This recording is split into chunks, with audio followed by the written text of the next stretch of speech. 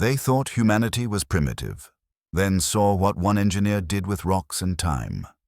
Before we go any further, like this video, if you believe humans are underestimated for a reason, enjoy the story. The void between stars had never felt more hostile than in that moment when the Meridian's quantum drives died with a sound like reality tearing. Commander Zelthara's crystalline fingers danced across dead controls as emergency lighting cast alien shadows through the bridge. The geomagnetic storm that had erupted from the uncharted system's core hadn't just disabled their ship, it had murdered every piece of future tech they'd relied upon for 3 centuries. "All AI cores are offline," reported Dr. Zaya Valoon, her 4 eyes reflecting the red warning lights like trapped stars. "Navigation, life support, backup systems, even the basic computation arrays.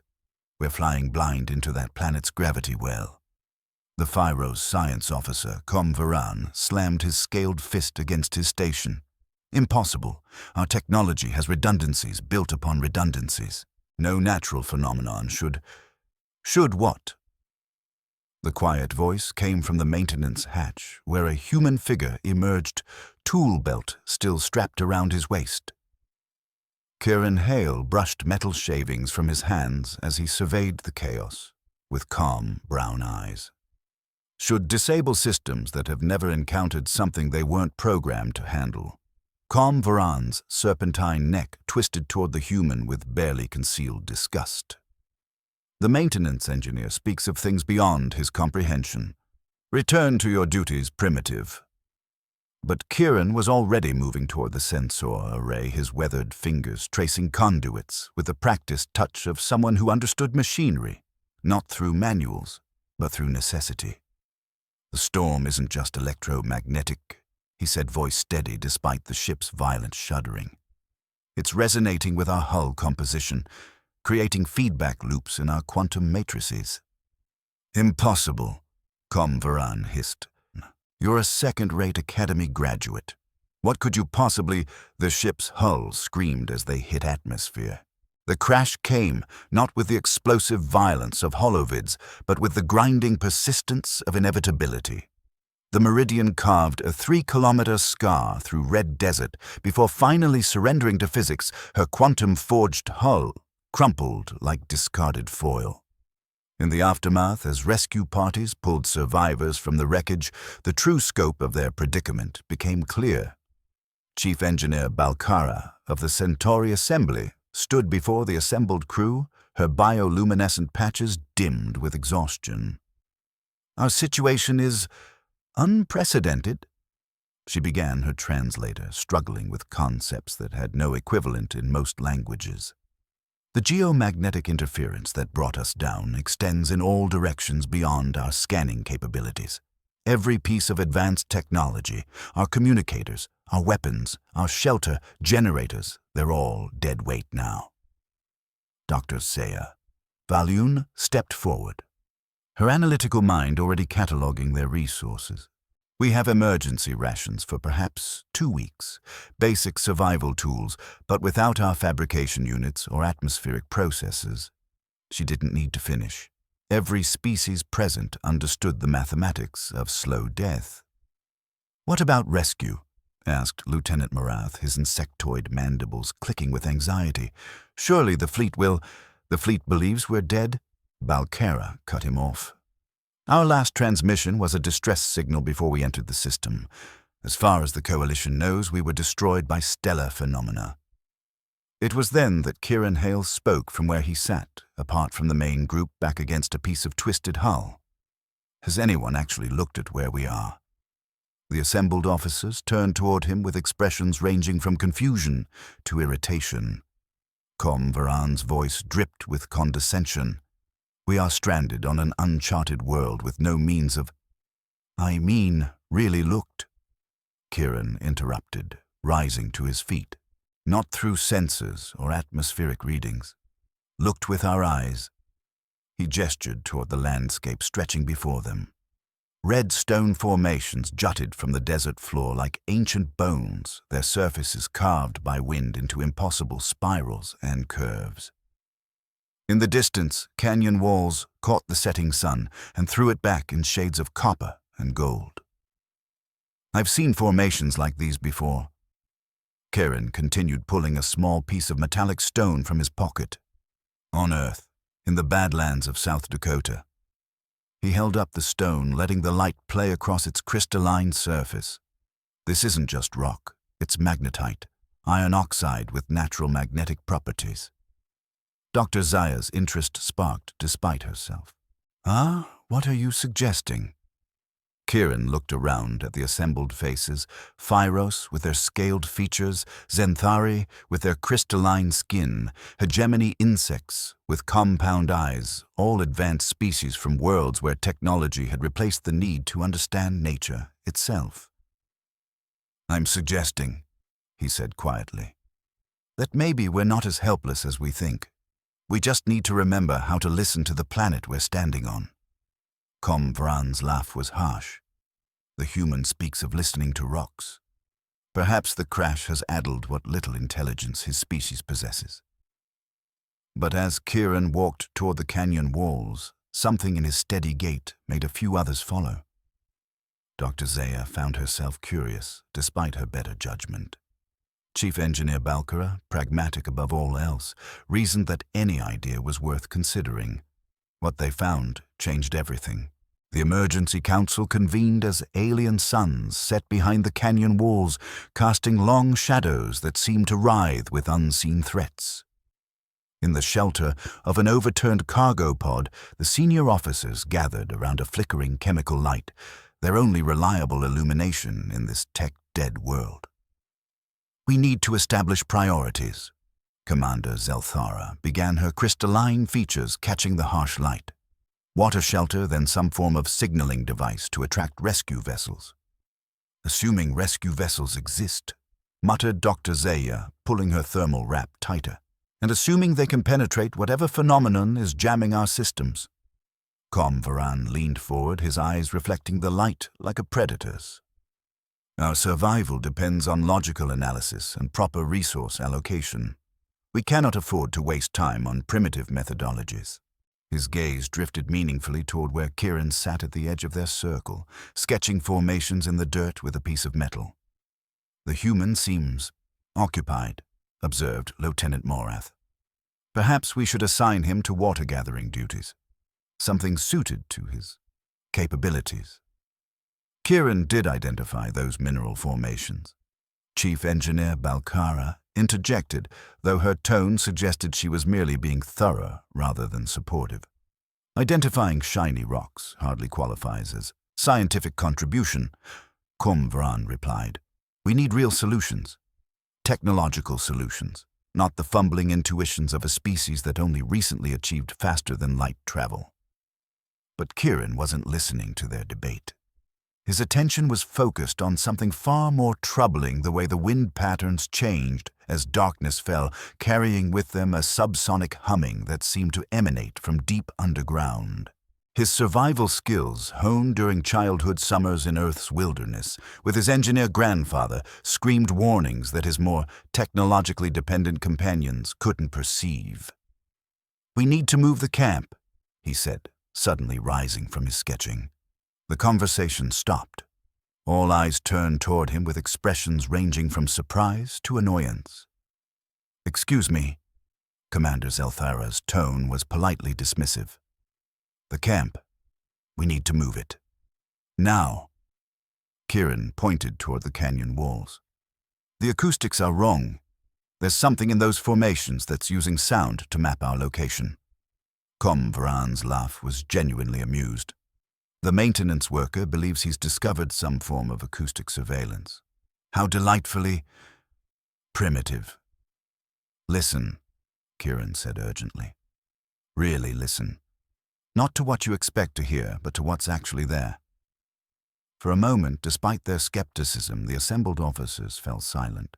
The wind howled through the canyon formations, creating an almost musical resonance that seemed to pulse with rhythmic intent. It's just wind through rock, Dr. Zaya said finally. Natural harmonic frequencies created by... She stopped. Her analytical mind had caught something the others missed, The frequencies weren't random. They followed patterns, mathematical progressions that suggested, "Something's listening," she whispered. But before anyone could respond, the first scream echoed from the perimeter watch. The attack came not with the brutal directness of conventional predators, but with the calculated precision of intelligence that had evolved in darkness. By the time the perimeter guards realized they were being stalked, 3 of them had already vanished into the canyon's depths. "Where are they?" Commander Zelthara demanded, her voice tight with controlled panic. "Lieutenant Korvash was on the Eastern Watch not 10 minutes ago. No energy signatures, no heat traces, no disturbance in the sand," reported Chief Engineer Balkara, frantically working with the few remaining functional sensors. "It's as if they simply ceased to exist." Comvran paced the camp's perimeter, his scaled features tense with frustration. "Impossible. No creature could move so silently, so efficiently, without leaving some trace. Our scanners may be damaged, but they're not blind." "They are if they're scanning for the wrong things," Kieran said from where he knelt beside strange tracks in the sand. Not footprints, but something more like sound waves, frozen in stone. "The human speaks again," Comvran snarled. "Perhaps you'd care to enlighten us with more of your primitive wisdom." But Kieran was running his fingers along the disturbed sand, reading patterns that spoke to senses his companions had evolved beyond. "It's not moving through the sand," he said slowly. "It's moving through the rock itself, using seismic resonance to travel beneath our feet." Dr. Zaya frowned, her 4 eyes focusing on the strange impressions. Seismic movement would require massive structural displacement. The energy required would be minimal if you understood how to work with natural harmonic frequencies instead of against them. Kieran interrupted. He stood brushing sand from his hands. "This thing isn't fighting physics, it's partnering with it." "Ridiculous," Comvran spat. "No creature could—" The ground beneath their feet suddenly hummed with a deep, resonant frequency that seemed to come from everywhere and nowhere. The sound was felt more than heard, vibrating through bone and sinew with uncomfortable intensity. Several of the more sensitive species, the Zenthari with their crystalline nervous systems, the Phyros with their enhanced auditory processing, cried out in pain. "Tagarth," whispered Chief Engineer Balkara, her bioluminescent patches flickering in distress patterns. "The indigenous species file mentioned them, but we thought they were extinct." "What are Tagarth?" Commander Zelthara demanded. "Subterranean predators." Dr. Zaya replied, her analytical mind racing despite her fear. "They hunt by mapping brainwave patterns through seismic resonance. The files said they couldn't be destroyed by conventional weapons because they don't exist in conventional space." Meaning what exactly? Comvran's voice had lost its condescending edge, replaced by something approaching genuine concern. "Meaning they phase between solid matter and energy states," Kieran said quietly. "They're not moving through the rock, they're becoming part of it, then reforming where they choose." All eyes turned to him. "How could you possibly know that?" Commander Zelthara asked. Kieran picked up one of his sketched rock formations, pointing to the spiral patterns he'd been tracing. "Because I've been watching how they hunt. Every vanishing, every appearance follows the same pattern. They use the canyon's natural resonance points as transformation nodes. The rock formations aren't random, they're a network." "A network for what?" Dr. Zaya leaned forward, her scientific curiosity overriding her fear. "For turning the entire planet into a hunting ground," Kieran replied. "And we just walked right into the middle of it." The humming grew louder. For 6 days, Kieran Hale died and came back to life, in ways that defied every medical understanding of biological resilience. Not literally, though the burns from his failed experiments with resonant frequencies came perilously close to killing him twice, leaving scars across his hands and arms that would mark him as someone who had wrestled with forces beyond conventional physics. But each failure taught him something new about the relationship between Soundstone and the ancient mathematics that governed both lessons written in pain and purchased with pieces of his own physical integrity. On the first day, he'd tried to create a simple acoustic barrier using salvaged metal plates and natural rock formations, arranging them according to harmonic principles he remembered from his grandfather's stories about sound traveling through mountain valleys.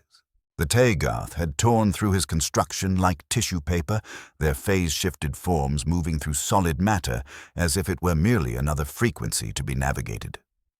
2 more crew members vanished that night, Lieutenant Karash and survey specialist Vela, taken not with violence but with the eerie completeness of beings who had simply ceased to exist in conventional space-time.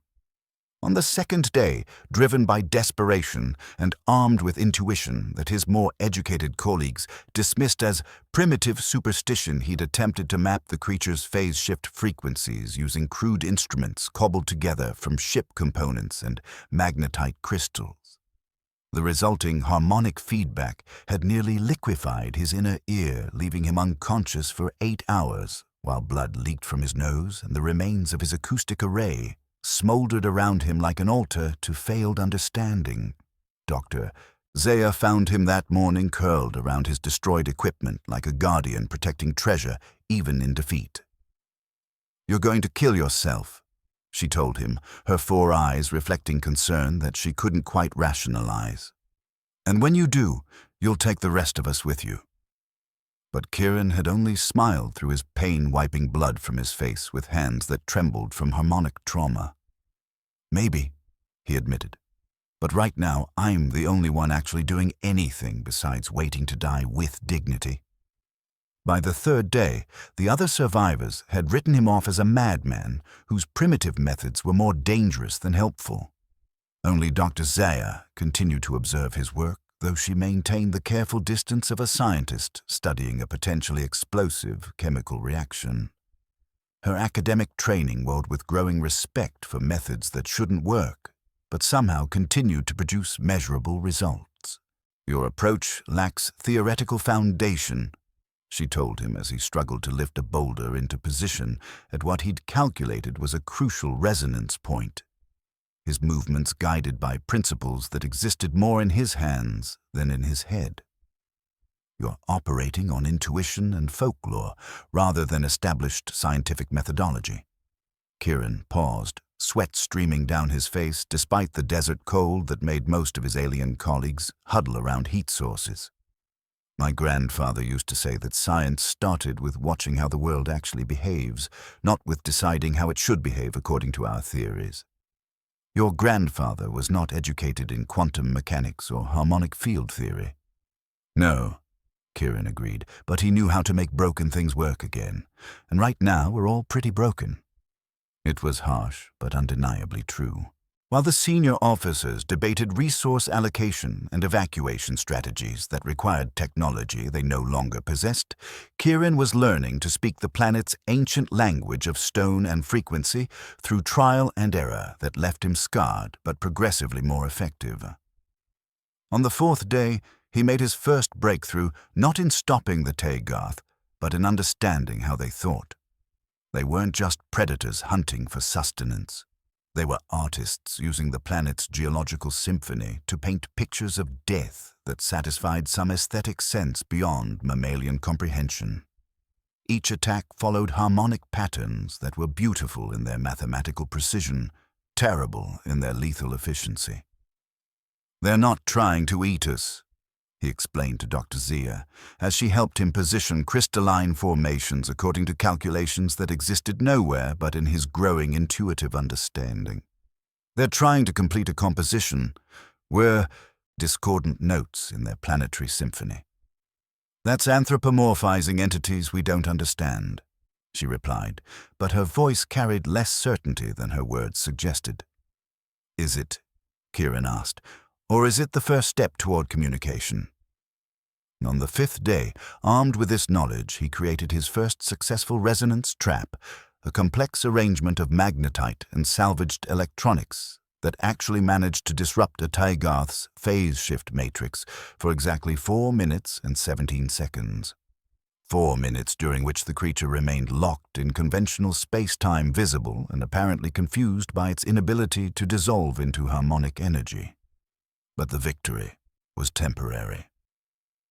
The Tagarth adapted with the fluid intelligence of beings who existed partially outside the constraints that limited other forms of consciousness, shifting their harmonic signature to neutralize his crude countermeasures. Yet for 4 minutes and 17 seconds he'd forced creatures that transcended conventional physics to acknowledge his presence as something more than prey.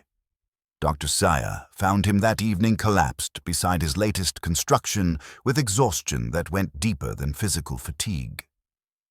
"It almost worked," she said, not quite a question. "It did work," Kieran replied, without opening eyes that were bloodshot from staring at harmonic frequencies that human vision wasn't designed to perceive directly. "Just not the way I intended." "Then why do you look like someone died?" "Because someone did," he said quietly. "The part of me that thought this would be easy. The part that believed in simple solutions to complex problems." On the 6th day, Kieran came closer to truly dying than he'd ever imagined possible outside of nightmare. His latest design, a resonance amplifier intended to disrupt the Tagarth's phase shift matrix on a planetary scale, exploded in his face when the harmonic frequencies reached cascade resonance. The blast threw him 30 meters into the canyon wall with enough force to crack ribs and leave him bleeding from ears, nose, and eyes, while his half-conscious mind tried to process feedback that felt like having his nervous system turned inside out. But as consciousness faded, he heard something that changed everything, the sound of a Tagarth in pain. For the first time since the attacks began, one of the predators had screamed, not with the harmonic beauty of their usual vocalizations, but with something raw and primitive that transcended species barriers. It was the sound of a being encountering genuine surprise, perhaps genuine fear for the first time in its existence. Dr. Zaya found him hours later, barely alive, but still conscious enough to scratch a message in the sand beside his destroyed equipment, with fingers that left bloody trails. "If I die, change rock number 3, turn left 4 degrees. She stared at the message. Then at the complex arrangement of stones and metal that surrounded his broken body, like the remains of some ancient ritual. Her analytical mind began to perceive the patterns he'd been creating. Not random experiments, but systematic iterations toward a solution that existed beyond the boundaries of conventional physics, approaching understanding through methodology that predated the scientific method itself. "You magnificent fool," she whispered, kneeling beside him as alien stars emerged in the darkening sky. "You're not trying to fight them. You're trying to join their conversation." That night, as she helped treat his injuries with their dwindling medical supplies, applying bandages to burns that formed geometric patterns across his skin, Kieran spoke through lips split and swollen from the explosion's impact. "The rocks," he said, his voice barely audible but filled with conviction that had survived every failure. "They're not just conducting sound. They're composing it. The whole planet is an instrument, and the Tagarth are its musicians. But they're not the only ones who can learn to play." Dr. Saya looked out at the canyon walls, seeing them for the first time not as geological formations, but as the components of a vast natural orchestra, waiting for the right conductor to understand its capabilities. "What do you need?" she asked, her scientific skepticism finally overwhelmed by growing faith in methods that shouldn't work but somehow continued to produce impossible results. Kieran smiled through his pain, his eyes reflecting starlight that seemed to carry harmonics of its own. "Time, and someone who believes that humans can learn any song, no matter how ancient or complex." The change began, not with fanfare, but with the quiet scraping of stone against stone as Dr. Saya Valoon found herself helping to position Kieran's 7th iteration of his resonance matrix. Her 4 eyes, evolved for precise analytical observation, had begun to see patterns in his work that her rational mind initially rejected. "This shouldn't function," she murmured, running her fingers along the precisely calculated angles where magnetite met salvaged hull plating. "The harmonic mathematics are too complex for crude construction."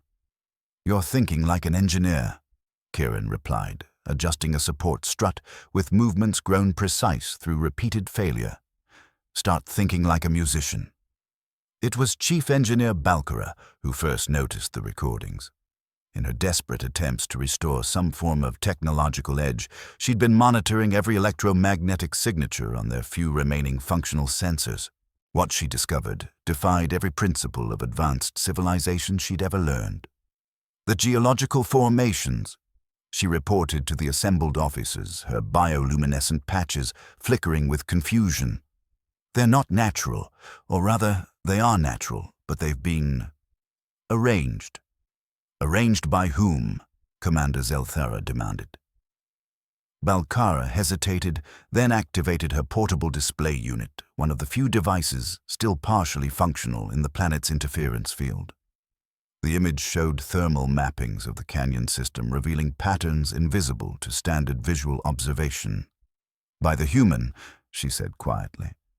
Every rock placement, every structural modification Kieran has made over the past week, they're all connected. The entire canyon system is being transformed into a single, coherent acoustic instrument. Varan leaned forward, his earlier disdain replaced by reluctant fascination. That's impossible. The calculations alone would require quantum processing capabilities. The harmonic mathematics, he trailed off, staring at the display, would be child's play to someone who learned to read landscape before he learned to read data, Dr. Zaya said softly. He's not calculating the frequencies. He's feeling them. It was then that they heard it, the first successful test of Kieran's system. A low thrumming note that seemed to emerge from the canyon walls themselves, rising and falling in harmonic progressions that spoke to something deeper than hearing. The sound was beautiful in a way that transcended species, touching evolutionary memories that predated technology. And for the first time since the attacks began, the Tagarth responded not with aggression, but with something that sounded almost like curiosity. "My God," whispered Lieutenant Morath, his compound eyes reflecting the strange light that now seemed to emanate from the stone formations. "He's not fighting them, he's talking to them."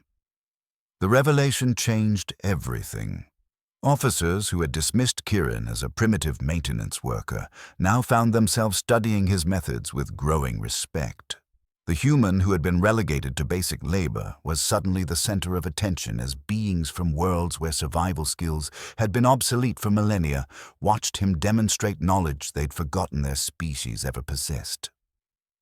"How long have you known?"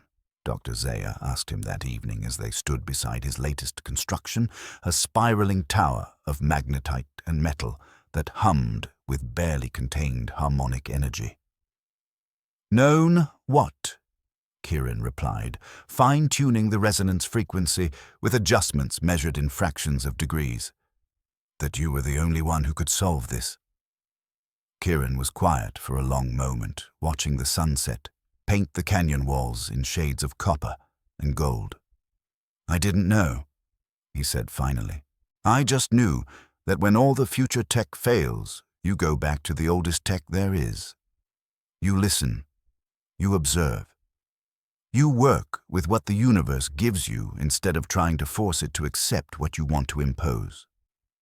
"And what is the universe giving us?" Kieran smiled an expression that had grown confident through trial and repeated resurrection. A chance to remember that intelligence isn't about having the right tools. It's about understanding that everything around you is already a tool. You just need to learn how to use it. That night, as the assembled officers watched their human colleague continue his mysterious work, Varan made an observation that would later be carved into the memorial records of their rescue. "We called them primitive," he said to Dr. Zaya. "But perhaps primitive simply means foundational, the base layer upon which everything else is built." Dr. Zaya nodded, watching Kieran position another stone with the practiced precision of someone who had learned to think in harmonics rather than algorithms. "The most advanced civilizations," she replied, "are often the ones that remember their simplest truths." On the seventh day, Kieran Hale became something his species had always been but never acknowledged, an architect of reality, itself a conductor of cosmic symphonies written in stone and frequency. The transformation was not dramatic in the way of HFI stories that spoke of human warriors conquering galaxies through superior firepower or technological dominance. Instead, it was the quiet revolution of understanding the moment when theoretical knowledge became practical application, when survival skills evolved into something approaching art, when the distinction between primitive and advanced revealed itself to be nothing more than a failure of perspective. Dr. Sayer stood at the canyon's rim watching the human work below, with the methodical precision of someone who had learned to speak in frequencies older than civilization, older than the first stirrings of consciousness in any known species. The entire geological structure of their crash site had been transformed over the past week into something that defied classification in any known scientific database, part instrument, part architecture, part living organism responding to harmonics that connected planetary consciousness to biological awareness. "It's not a weapon," she said to Commander Zelthara, who had joined her observation post with the stunned expression of someone watching their understanding of physics rewrite itself in real time. "And it's not a shelter or a communication device. It's a conversation." Below them, Kieran made final adjustments to his acoustic matrix, a complex arrangement of natural magnetite formations and salvaged ship components that now covered nearly 3 square kilometers of canyon floor like some vast mandala carved from reality itself. Every stone had been placed according to harmonic principles that predated the scientific method by millions of years, yet achieved results that their most advanced future tech had never imagined possible. The mathematics involved were staggering in their complexity, yet simple in their fundamental logic. Each placement followed ratios that appeared in spiral galaxies in the cellular structure of organic tissue, in the quantum frequencies that held matter together at the subatomic level. Kieran had somehow intuited patterns that their most sophisticated computers would have required centuries to calculate.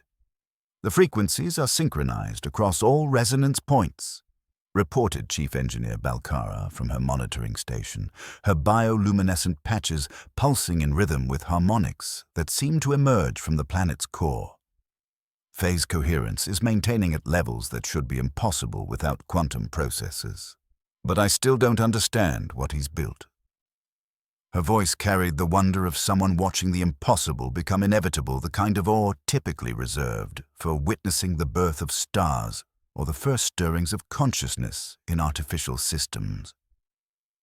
Kieran looked up from his work, sweat and dust streaking his face in patterns that seemed almost ritualistic, but his eyes bright with the satisfaction of completed understanding, the deep joy that came from solving puzzles that had seemed insoluble through conventional approaches. "I haven't built anything," he called back, his voice carrying over the increasing harmonic resonance that now filled the canyon like audible light.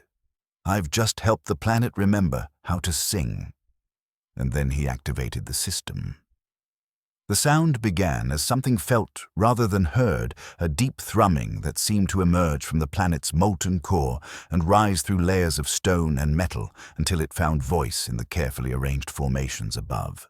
But this was not the chaotic noise of conventional acoustic warfare or the random harmonics of natural geological processes. This was music in its most fundamental form, mathematical harmony, given physical expression, the voice of planetary consciousness, learning to communicate across the species barrier. The frequencies were complex beyond conventional measurement, incorporating subsonic resonances that spoke to evolutionary memories older than language, ultrasonic harmonics that triggered responses in neural systems across multiple species, and middle-range tones that created standing wave patterns in the canyon air itself. It was as if Kieran had discovered the fundamental frequency of consciousness and learned to play variations on it. The Tygarth responded immediately, but not with the aggressive hunting behavior they displayed for the past week. Instead, they emerged from the rock formations in their semi-corporeal state, creatures of living crystal and resonant energy that moved to the rhythm of Kieran's planetary symphony, like dancers responding to music that spoke directly to their essence. "They're beautiful," whispered Lieutenant Morath, his compound eyes capturing aspects of the creature's form that mammalian vision couldn't perceive, geometric patterns that shifted through dimensions beyond three-dimensional space color frequencies that existed outside the normal electromagnetic spectrum movements that followed mathematical equations that described the fundamental structure of reality itself. And they were beautiful, in their natural environment, responding to harmonic frequencies that matched their evolutionary development rather than being forced to defend against technological intrusion. The Taegoth were revealed not as mindless predators, but as artistic entities, living instruments in a geological orchestra that had been playing for millions of years, creating compositions of such complexity that individual consciousness could only perceive fragments of their true scope. They weren't hunting us, Dr. Zaya realized with growing amazement that bordered on religious revelation. They were trying to tune us, to bring us into harmonic alignment with the planetary consciousness. Her voice carried the wonder of someone discovering that what they'd interpreted as hostility was actually an invitation, a desperate attempt by planetary intelligence to communicate with biological visitors who spoke only in technological frequencies, rather than the organic harmonics that connected all conscious entities to the cosmos that had given them birth. Kieran nodded his hands, moving across his control matrix with the fluid precision of a conductor directing a symphony that encompassed not just individual musicians, but the entire acoustic environment in which they performed. "Every species has its frequency," he said, his voice somehow audible despite the massive harmonic resonances surrounding them. "Its natural harmonic signature that connects individual consciousness to planetary consciousness, to stellar consciousness. But we were broadcasting technological noise instead of biological music. To them, we were discordant." The implications of this revelation rippled through the assembled observers like shock waves. Everything they'd thought they understood about consciousness, about communication, about the relationship between individual awareness and cosmic intelligence had been fundamentally wrong. They hadn't been attacked by predators, they'd been subjected to tuning attempts by entities trying to help them find their place in a vast symphony of consciousness that connected all aware beings to the universe itself. And now, Commander Zelthara asked, her voice barely audible above the planetary music that seemed to be restructuring reality at the quantum level. "Now we're part of the composition," Kieran replied, his smile reflecting harmonics that seemed to emanate from somewhere deeper than individual personality. "Now we're learning to sing in harmony with forces we never knew existed." The demonstration lasted exactly 17 minutes, long enough for every surviving crew member to understand that they were witnessing something unprecedented in the annals of interspecies contact, something that transcended every established boundary between primitive and advanced, between individual consciousness and cosmic awareness. Kieran had not conquered the Taegoth through superior force or technology. He had instead learned their language and taught them his own, creating a form of communication that transcended the boundaries between energy and matter, between predator and prey, between the music of individual consciousness and the symphony of planetary awareness. When the music finally ended, the silence was not empty, but full, pregnant with possibilities that had never before existed in the known galaxy. The Taegoth retreated not in defeat, but in what could only be described as respectful acknowledgement. They had recognized, perhaps for the first time in their species' existence, another form of intelligence capable of participating in their ancient art of consciousness harmonization. "The entire planet," Comvaran said in a voice filled with something approaching awe, his earlier contempt for primitive methods transformed into profound respect for approaches that achieved what his advanced science could never have imagined, "has become a musical instrument, and somehow the human has learned to play it." Kieran wiped his hands on his work clothes and looked around at the assembled faces of his crewmates, beings from a dozen different worlds, each representing civilizations that had spent millennia perfecting their understanding of the universe through technology and analysis, through the accumulation of data rather than the development of wisdom. Not play it, he corrected gently, his voice carrying the quiet authority of someone who had successfully bridged the gap between individual consciousness and planetary awareness. Join it. The music was already here, has always been here. I just learned how to listen. Dr. Zaya stepped forward, her analytical mind struggling to process the implications of what she'd witnessed. This shouldn't be possible, she said. The complexity, the precision required. How did you know? Kieran's smile was tired, but genuine. My grandfather used to take me camping in the Rockies when I was a kid. He'd make me sit still for hours, just listening to the way wind moved through stone formations. Said the mountains were talking if you knew how to hear them. He gestured toward the transformed canyon around them.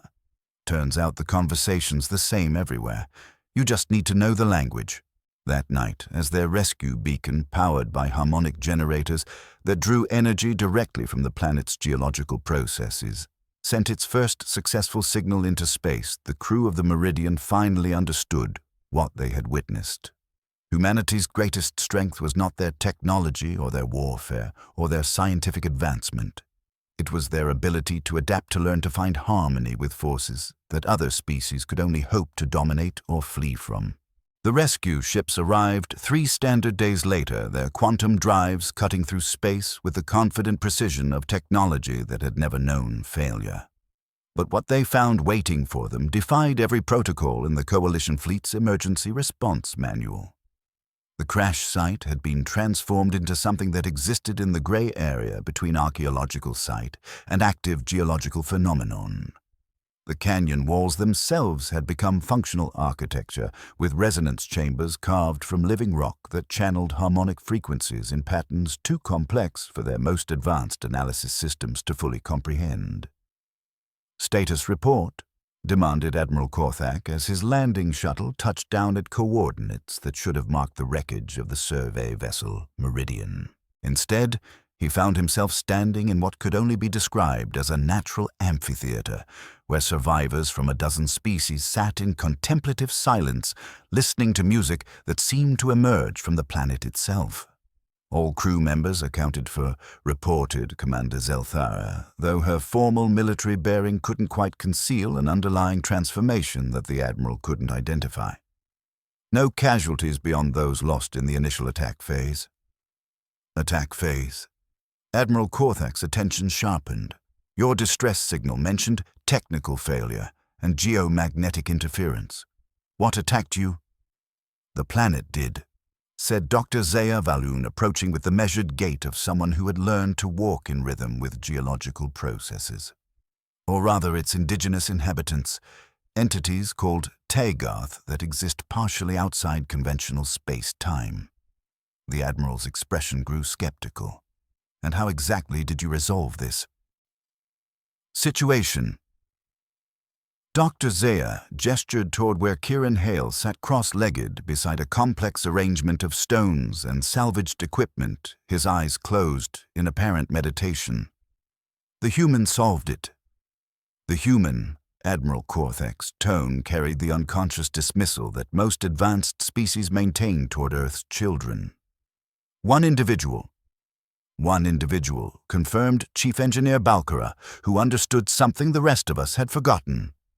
That technology is not about imposing your will on the universe. It's about learning to participate in the universe's existing patterns.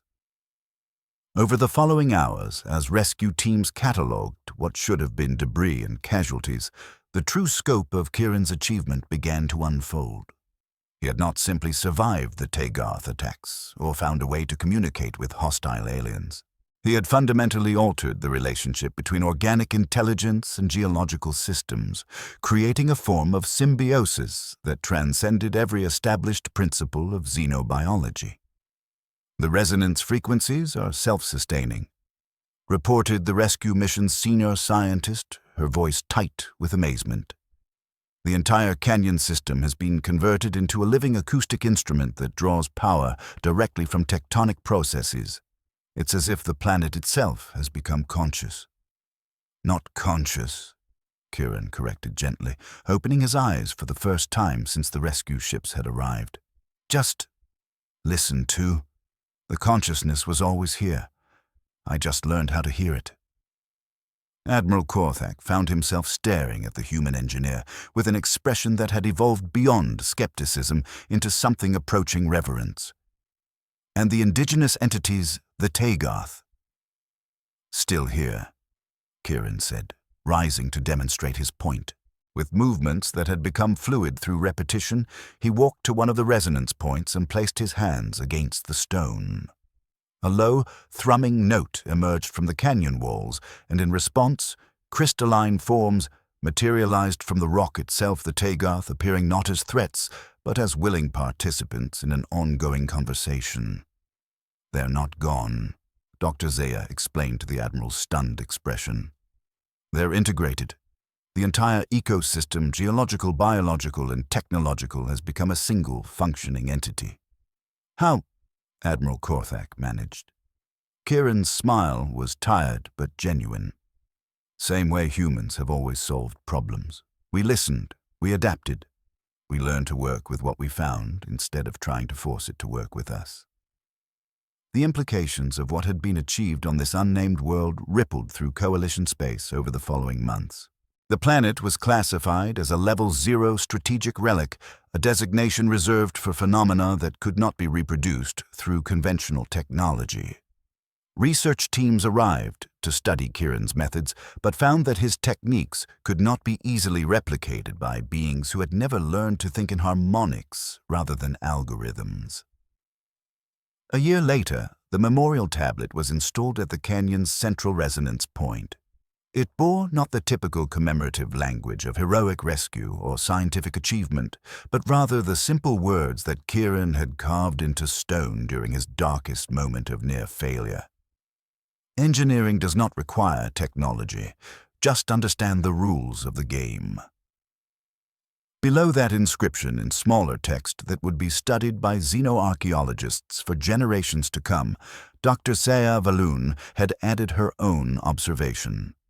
Humanity is not the most advanced species in the galaxy, but they are the most adaptive. When all systems fail, when all technology becomes useless, when survival requires abandoning everything you thought you knew about the universe, that is when humans become dangerous. Not because they fight better than anyone else, but because they learn faster than anyone thought possible. The Tagoth, now permanent residents of the transformed canyon, had contributed their own addition to the memorial, a harmonic frequency embedded in the stone itself that played continuously, a musical testament to the moment when two incompatible forms of consciousness had learned to sing in harmony. And in the quiet moments between the music, when rescue teams and research scientists and military observers paused to contemplate what they had witnessed, the same thought occurred to representatives of every advanced civilization in the galaxy. Perhaps primitive had never meant inferior. Perhaps it had always meant foundational, the bedrock upon which all true advancement must be built. Perhaps the humans dismissed for their lack of sophisticated technology had simply remembered something the rest of them had forgotten in their rush toward complexity, that the universe itself was the most sophisticated technology of all, and it was always willing to teach its secrets to anyone humble enough to listen.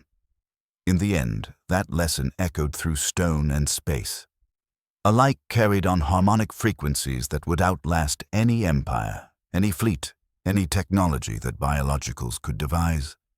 The music of understanding played on instruments carved from reality itself by hands that had learned to work with time and stone and the ancient mathematics of survival. The humans had not conquered the galaxy. They had done something far more profound. They had reminded it how to sing. Stories like these remind us that strength isn't always about having the biggest weapon or the fastest ship. Sometimes it's about knowing how to listen to the universe itself. If this tale of human adaptability and the power of ancient wisdom resonated with you, show your support with a like and subscribe for more stories where humanity's greatest victories come not from dominating the cosmos, but from learning to dance with it. What other primitive skills do you think might save us when all our technology fails? Share your thoughts in the comments below, because the conversation about what makes us truly human is just beginning.